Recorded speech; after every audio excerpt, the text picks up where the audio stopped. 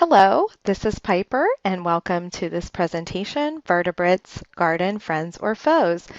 Today we're going to tackle our last plant pest category of this course. We have discussed invertebrates, plant diseases, weeds, and now today we're going to discuss vertebrate pests, common vertebrate pests. Vertebrate pests can be very difficult to manage. They're sophisticated organisms. They often outsmart and can adapt to our management strategies. And also, they're so darn cute. So we typically have some emotion involved in our control measures, and so we always need to make sure that we are handling management strategies sensitively and humanely. We're going to talk about all these things, so let's get started. We are going to get started with one of Pennsylvania's favorites, Phil, aka groundhog, aka woodchuck, aka whistlepig, whatever you call it, garden, friend, or foe. Well, we only have to look to the movies to know on the balance that groundhog is a garden foe. They are a very versatile mammal. They can swim, burrow, tunnel, and eat a lot of vegetation. A adult groundhog can eat over 1.5 pounds of vegetation a day.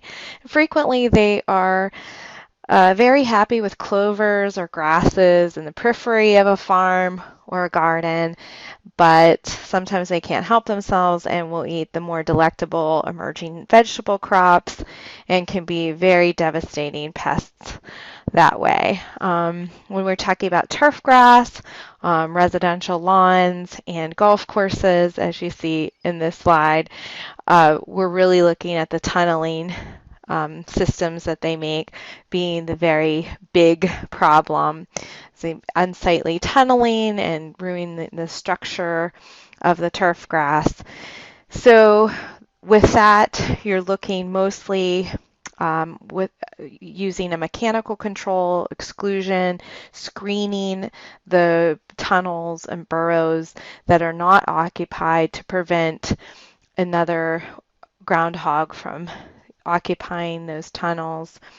There are some commercial repellents that are available for that work on many mammals, including groundhogs. It is a taste agent or a smell that is not inviting to them. With any kind of repellent, you're always going to need to continue to apply that through the growing season, and some of those can be quite expensive. There are some other biological controls. I know farmers that have dogs that are very good at controlling groundhogs. And we could do a regulatory control and call a game management professional that could trap and relocate an individual if we were having a very difficult time managing a groundhog. Well, this little guy looks so innocent up here in the crook of a tree, minding his own business. Is he a garden friend or foe? The answer is a little bit of both. The squirrel is a rodent, and rodents are mammals that have teeth that grow for the entirety of their lifetime. So, to control the growth of the teeth, they have an urge to chew, and sometimes we will see damage from squirrels that are chewing. Sometimes they will do this on the base of a young tree. It's not really for nutrition, it is just for that gnawing reflex that they have. And if they happen to encircle the entire tree, that girdles the tree and can lead to tree demise. You see in the picture, the squirrel looks like he's at the top having a little snack in a crocus garden. In the early spring, when the squirrels are looking for some nutrition, maybe going back to their stash that they hid in the fall, they may come across some bulbs or corms or any kind of underground storage um, of, of a plant, and they may do some damage. They have been known to eat some bulbs in the spring. Um, Now, the great thing about squirrels is that they do really good work for plants with the takeaway system of seed dispersal. The tree puts energy into a nutritious fruit like this nut on the bottom, and it relies on the squirrel to take those away and stash them away for a later date. Of course, some of those are going to be eaten, but some of those the squirrel is going to forget about, and that is what the plant is relying on as far as seed dispersal. So with squirrels, just a little bit of both. It depends on your feelings on snakes, on whether you would be delighted to see this scene in your garden or it would give you quite a scare. The snake, garden friend or foe? What do you think? We can place snakes solidly in garden friend category. Snakes do a very good job of controlling small rodent pests in gardens, on farms, in greenhouses. As you can see in the picture above, this is a snake having a meal of some type of small rodent, a mole, a vole, a mouse. They can also control some insect populations. As you can see in the picture below, there's a snake having a meal of a Orthoptera order of some sort. So usually good predators to have around in the garden. So if you are timid of snakes, it's best to just learn to get along and work side by side. Now, often folks are concerned about venomous snakes. We're fortunate in Pennsylvania to have very few venomous snakes. We have just a few species, a couple rattlesnakes and a copperhead that are venomous. It would be very rare that you would run into one of these. And so, the chances are very slim that you would have a problem with a venomous snake. But you should check out those venomous snake species on the Game Commission website just to have an idea, especially if you're working outdoors. What do you think? Bats, garden friends or foes? Bats are garden friends, and more gardeners, farmers are encouraging bats to live near their gardens and farms to control insect pests. Bats eat a tremendous amount of insects. They will eat a lot of mosquitoes, which can help in residential gardens or landscapes or botanical gardens for folks to enjoy their gardens more and to help to bring down the chance of having diseases spread by mosquitoes.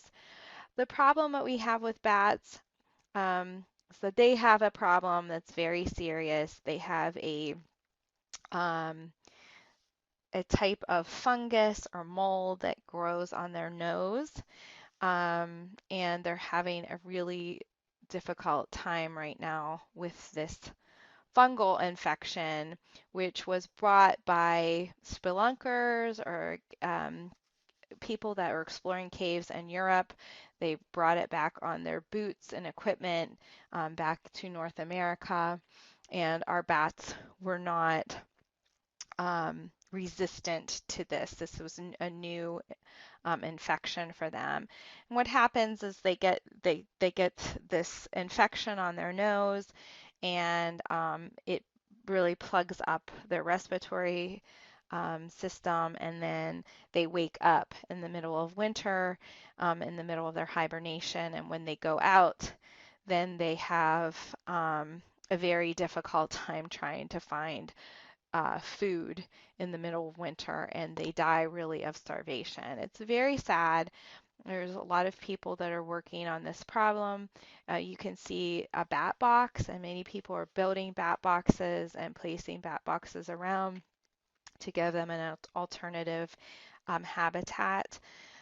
So if you have a garden, you may want to consider building a bat box to encourage bats because they certainly are garden friends.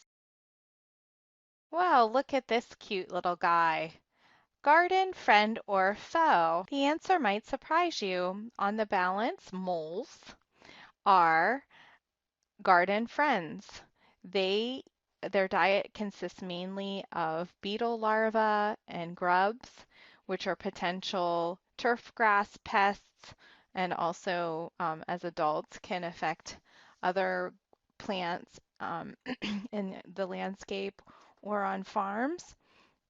They do a great job of cleaning up these insect pests. In fact, they can eat 70 to 100% of their body weight each day in grubs or larvae.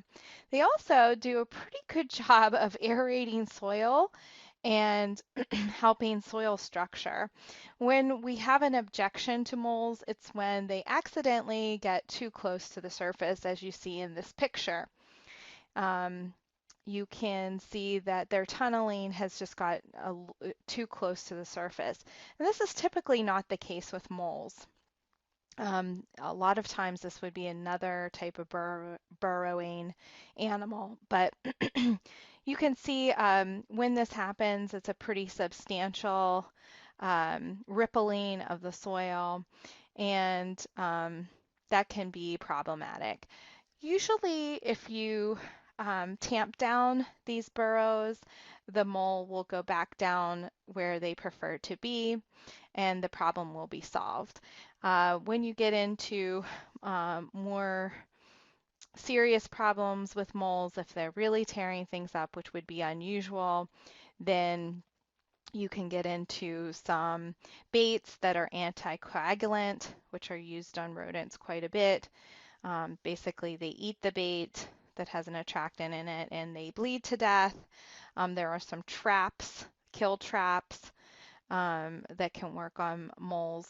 But usually you really need to do the work to make sure that the mole is really causing the problem. And if it is, it's probably going to go away quickly because they truly like to be deeper in the soil. On the bottom right, you can see some gnawing of some, looks like maybe some tuberous roots. And a lot of times moles get the bad rap for this. They are carnivores and they don't really go after vegetative structures, and they much prefer the grubs. So if you have something like this, you're probably looking at another vertebrate pest. So one thing we haven't talked about in this presentation is regulation. Anytime that you need to consider controlling a pest, um, you need to make sure that you understand the regulations on protection. So in Pennsylvania, moles are considered non-game animals, so they are protected, although there are constructs in the law if they're causing damage. So you need to make a quick check to make sure that you understand all of that law and the regulatory piece of that.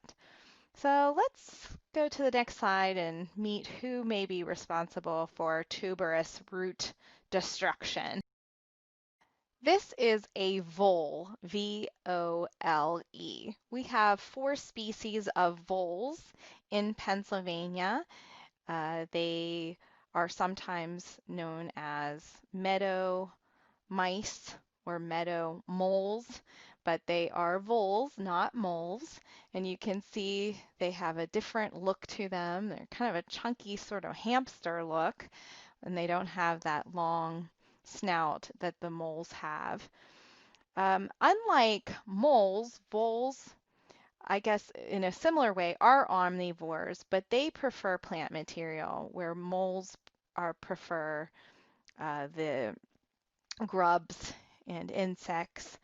Voles prefer plant materials. So when we see damage to underground storage roots and tubers, it's typically a vole that is causing that damage, and sometimes moles take the rap. They can also do a lot of damage to orchard trees and young trees because, again, they're rodents and they're gnawing, and meadow voles can do a tremendous amount of damage in orchards. So garden friend or foe, Voles are definitely garden foes. This is a picture of a typical tunneling pattern that we see with voles. Um, Either it's not as ripply or large as the mole tunneling. We usually see this as the snow recedes because they're only burrowing in the winter, really. So, another telltale sign, characteristic of the tunneling is you can see that they actually clip the grass around the tunnels. So they keep it kind of manicured and nice and neat around, and that's a characteristic sign of the tunneling of voles. Um, where moles, you probably really don't need to do a control strategy unless they're really having a problem with the shallow tunneling. Voles can be very destructive, again, with underground root structures and then gnawing of small trees. If they do the entire circumference of the tree, then it leads to girdling. So a lot of times orchards need to control meadow voles. Again, we're looking at anticoagulant baits. A bait is a chemical control that has an attractant. The vole will eat it, and then it is an anticoagulant, and they bleed to death. There's some kill traps that you can employ.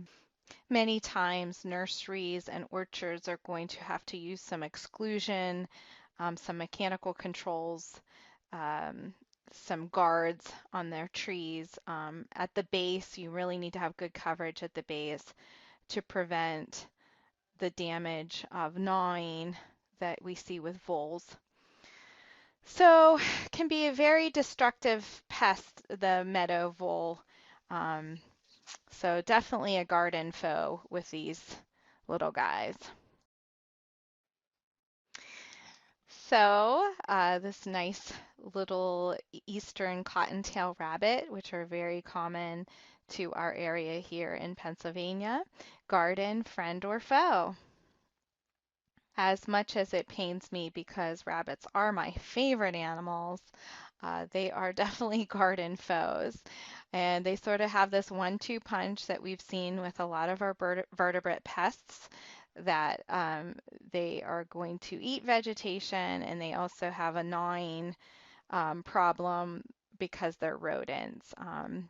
Rabbits are rodents. We can see on the right there this kind of characteristic damage that we see with rodents at the base of trees.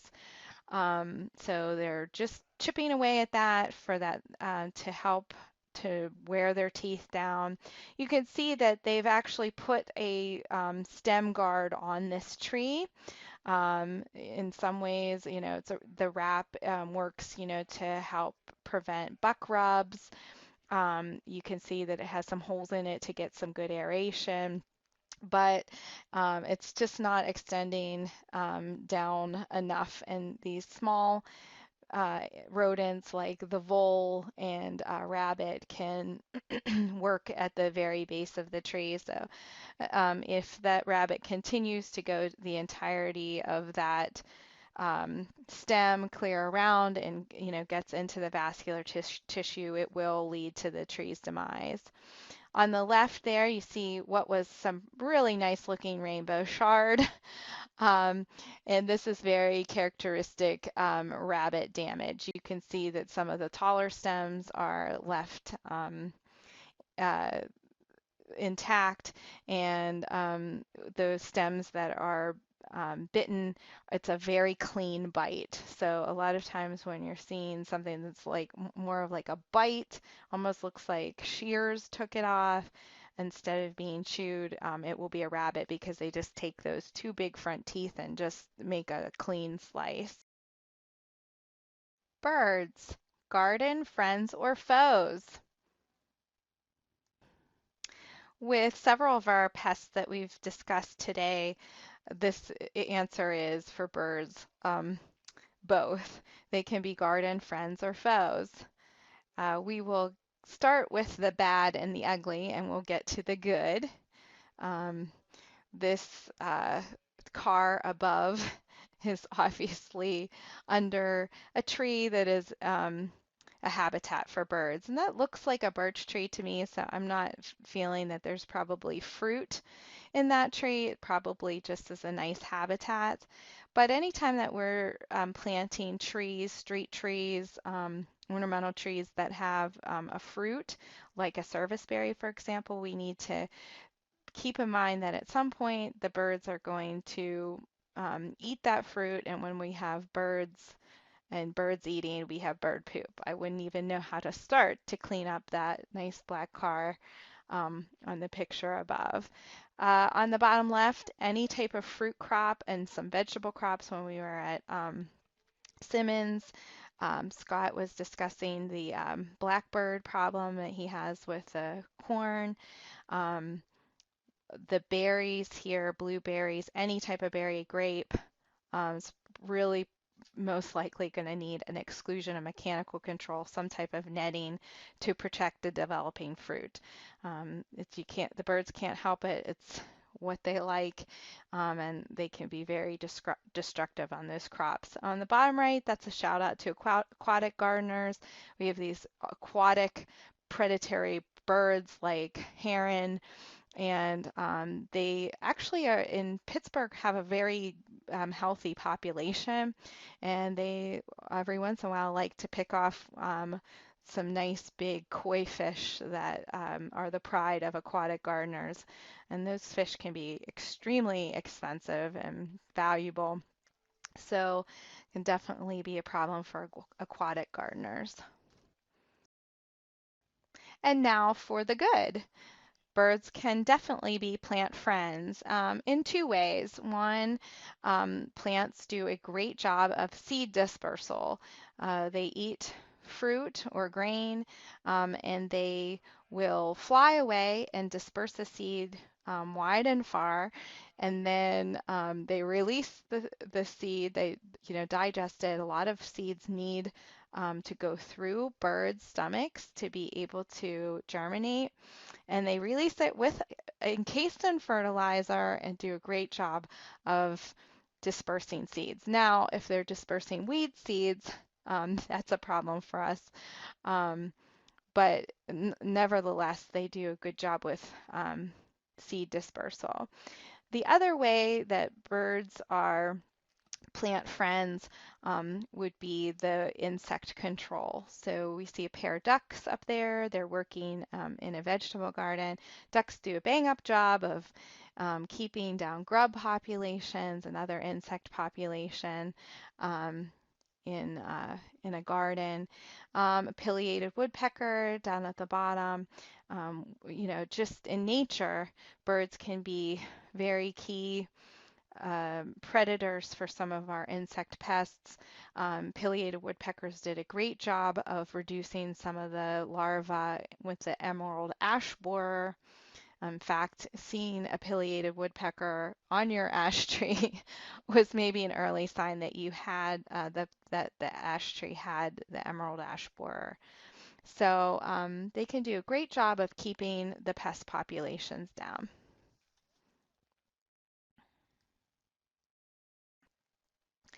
The skunk, garden friend or foe?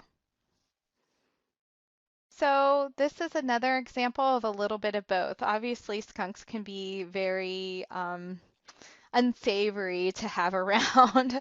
um, and not, most of the time you're not thrilled to see a skunk around a garden or your farm. However, they do a good job of keeping down some pest populations. They like larvae, so they do eat some of our bad bugs in the larval form. But there again causes a problem. There on the bottom left, you see a grub. This could be a Japanese beetle larva. Um, very common turf grass problem is to have some type of grub. It's usually a beetle larva. Skunks will actually tear turf grass to shreds to get to these grubs. So in a way, keeping the population is down would be good, but you can see this damage that they've caused. This is not tunneling. This is a skunk just completely ripping the turf to shreds to get to the grubs. So it can be extremely destructive on golf courses, residential, commercial turf grass. So not good there. Skunks, when we go to the regulatory, they are fur animals, and so they're actually protected under the Game Commission as fur-bearing animals. So you have to be aware of that if you have to do some control measures. So, um, usually if you have a problem with skunks, the best way to handle this is to call the Game Commission and to get some advice on this. So, garden friend in a way, but also garden foe. So I saved the best for last. White-tailed deer, garden friend or foe? Well, if we're home gardeners or farmers, we know that garden foe. But it's not really the white-tailed deer. It's not really their fault per se.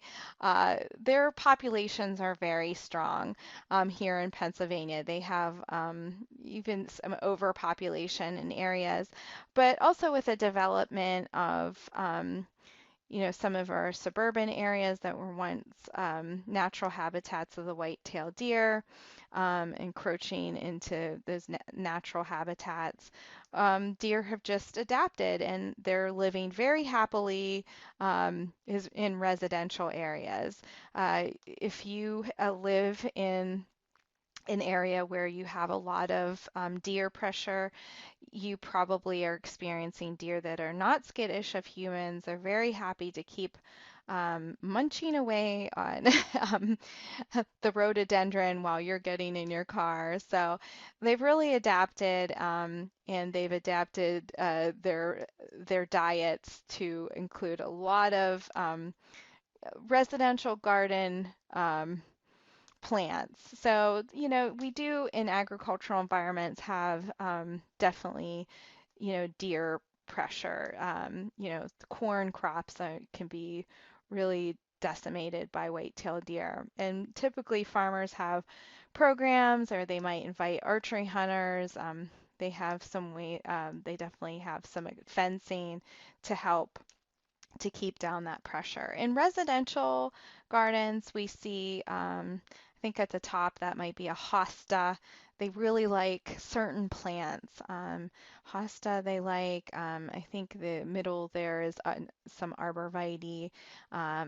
They will just clip those right up. Um, if you've probably seen this all over Pittsburgh, a row like this of arborvitae, and they're just as far as they can extend, they can reach. They have them all clipped up. I call them the 24-hour topiary staff. At the bottom, I just love because we almost every year have a deer visit our Halloween pumpkins and have a nice Halloween dinner, and that guy's got his whole face stuck in the pumpkin. So they do love squashes, love pumpkins. So really, when you are considering any type of residential gardening, vegetable gardening with in areas where there's deer pressure, you have to think of deer control. Some of this is preventative. You can plant things that are deer resistant. I used to be able to provide a list to people when they would ask years ago, here are some deer resistant plants. I am very timid on making those recommendations now because I have seen plants that typically deer do not go after. They will sample just because I think they're hungry. So, the typical one, would be like daffodils and they truly do seem to have some resistance. We've got some, annuals that are resistant to deer, like marigolds typically. And a lot of our herbs that are very aromatic tend to be resistant to deer. In landscapes that I design, I like to use herbs because they're low maintenance, they're often beautiful, and they tend to have some deer resistance. Things like lavender, um, mints, usually the deer are not going to be that interested in. We're talking about fencing when we're talking about vegetable gardens, and you're going to have a serious fence for it to work. 8 feet, 7 to 8 feet, is really what we're looking at for the range. That's how high they can jump. There are some repellents that we can use with deer. There's all kinds of recipes, and there are some that are commercially available as that are labeled for repellents. Same thing, they're just going to have a taste agent or a smell that's not very attractive to them, and it's going to be something that you need to reapply through the growing season. But it's always an issue with us gardening in Western Pennsylvania. Um, the deer pressure is really serious.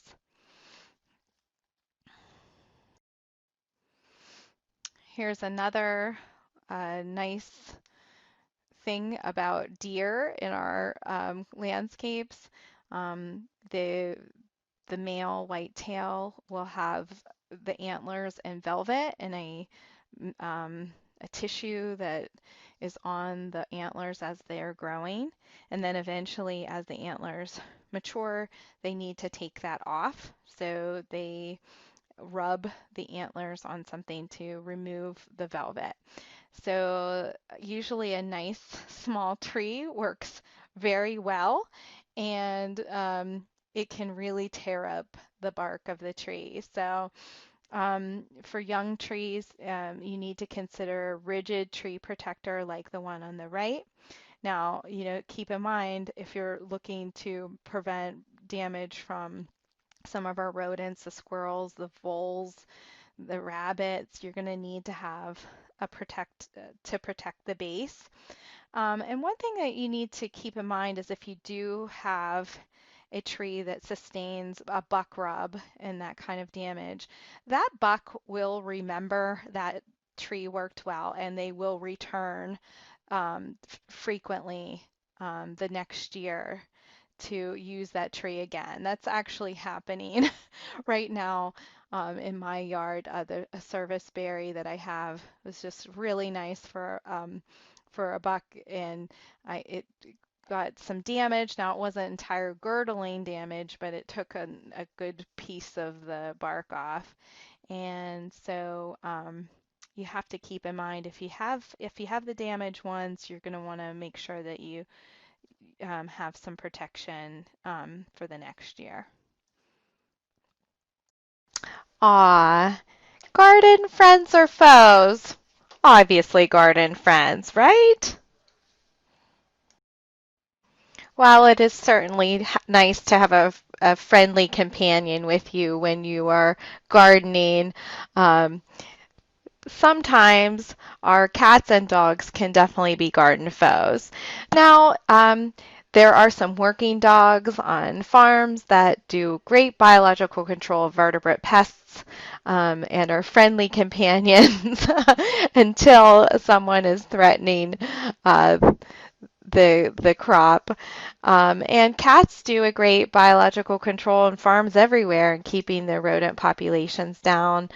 We met a nice cat that worked in the plasticulture, the high tunnel research area in Penn State, who actually lost their job with budget cuts and had to go to another farm.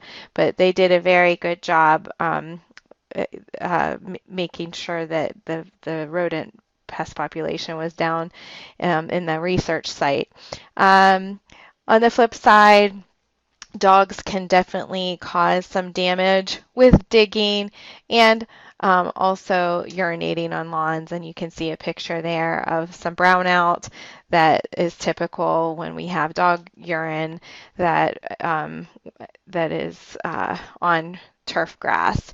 So sometimes this can be really, really very noticeable and cause a very unsightly turf grass situation.